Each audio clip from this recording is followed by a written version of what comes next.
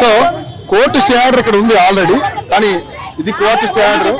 So ఇది హైడ్రాకి సంబంధించినటువంటి హైడ్రా వాళ్ళకి నాలుగు గీసుకోవడానికి కూడా పనికిరాదంటూ కూడా మాట్లాడుతున్నటువంటి పరిస్థితి మనం చూస్తా ఉన్నాం. ఇక్కడ మొత్తం కోర్టు స్టే ఇచ్చింది కూడా దీనికి సంబంధించి కూడా వీళ్ళు అయినా కూడా రకరకాలుగా వీళ్ళ మీద దాడులు చేయడానికి ప్రయత్నిస్తున్నారంటూ కూడా ఇక్కడ ఉన్నటువంటి ఏదైతే బాధితులందరూ కూడా చెప్తా ఉన్నారు. సో ఇప్పటికీ కూడా పోలీసులు కానీ ఎవరైనా కానీ అందరూ కూడా వీళ్ళందరూ కూడా ఇప్పటికీ పర్మిషన్ లేదు, అయినా కానీ పోలీసులు మీరు పర్మిషన్ లేకుండా ఇక్కడికి ఎందుకు వచ్చామంటూ కూడా ఇక్కడ వీళ్ళ దగ్గర మంచి ఇష్యూ జరుగుతూ ఉంది. ఏదైనప్పుడు కూడా ఈ హైడ్రా మొదలు పెట్టినప్పటి నుంచి కూడా అనేక రకాలైనటువంటి ఇష్యూస్ వస్తూ ఉన్నాయి.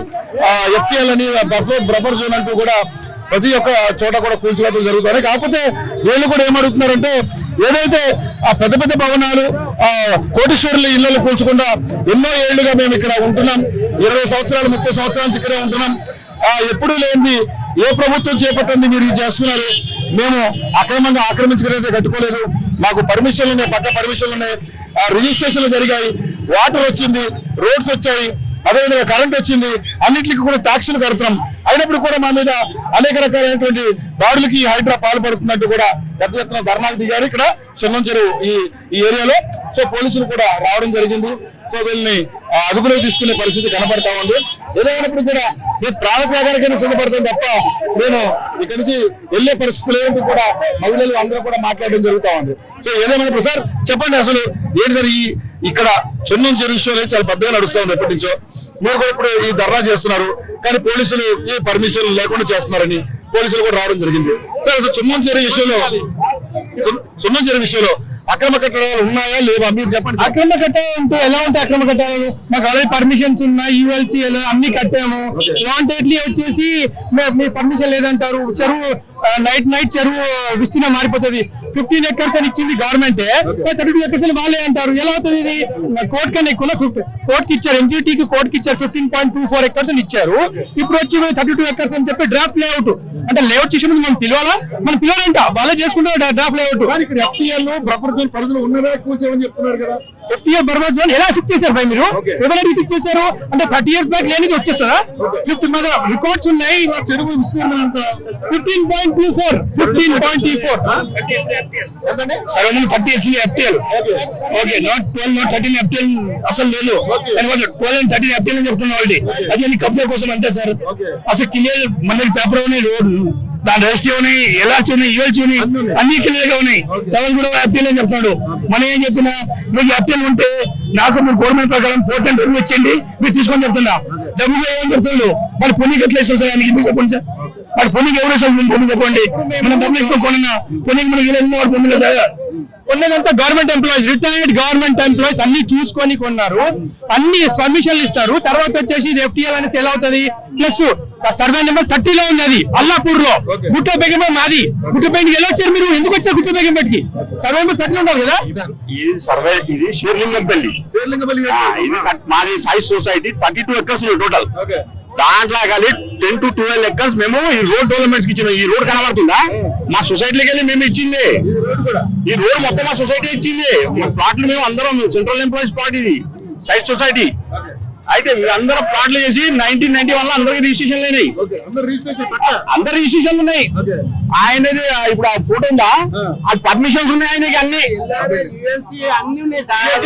పర్మిషన్స్ అన్ని ఉన్నాయి. ఉన్నాక కూడా దాదాగిరి చేస్తున్నారు. ఏం చేస్తాడు ఇప్పుడు?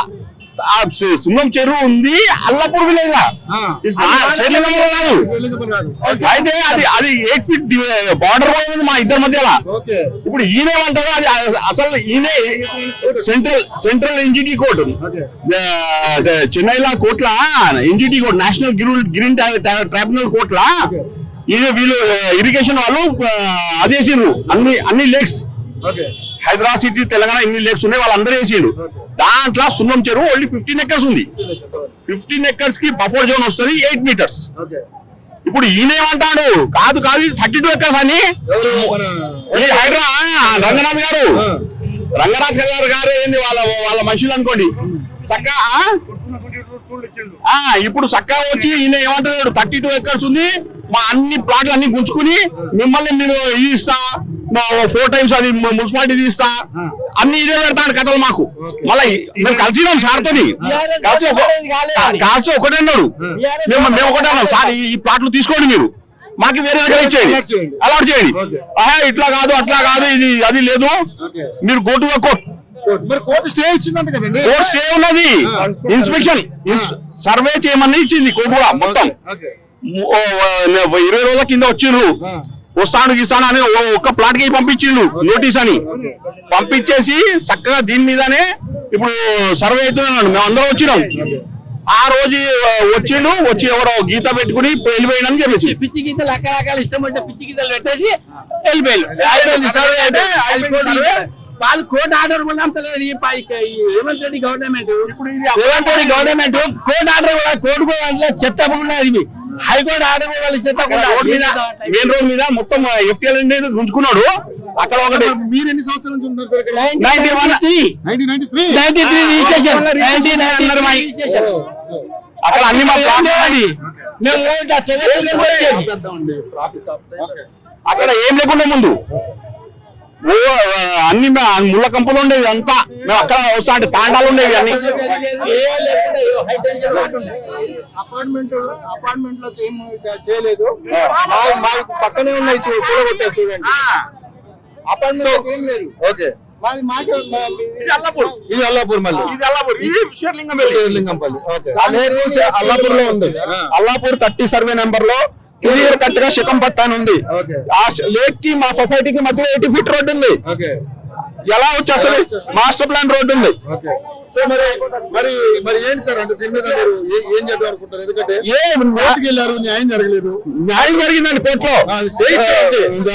స్టే కాదు, రీకాంటూర్ సర్వే చేయమన్నారు. విజిలెన్స్ రిపోర్ట్ లో కూడా ఉంది రీకాంటూర్ సర్వే చేయమని, కానీ అదేమి చేయట్లేదు. గోడ కట్టేస్తున్నాడు అంతే.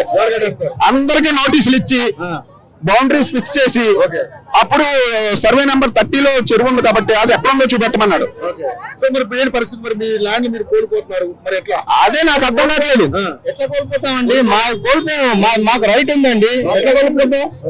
చెరువులు విస్తీర్ణాన్ని పెద్దవి చేసి మాది తీసుకోవాలని చూస్తున్నారు.